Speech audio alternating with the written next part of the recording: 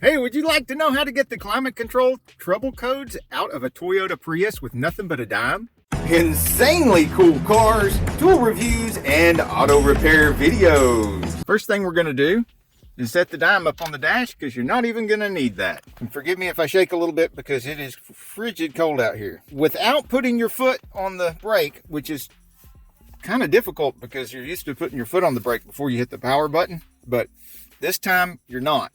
This time you're gonna have to try to hit both of these, the automatic and the recirculate, and the power button, and hold the camera all at the same time. Let's see what we can do.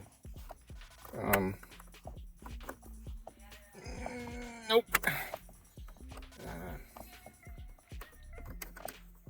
Nope. All right. Got them both.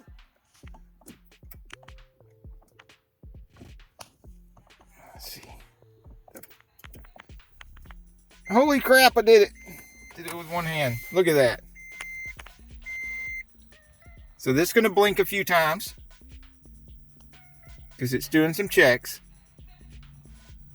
And you see it's come up 0-0 already, which means that there are no trouble codes in this climate control system. No heater or air conditioning trouble codes. And that is how you get air conditioning, heater, or climate control system trouble codes out of a Toyota Prius.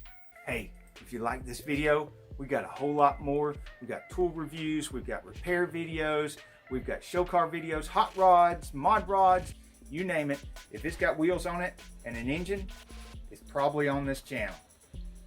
So subscribe, like, and binge watch Zane Auto. Binge watch Zane Auto. Yeah.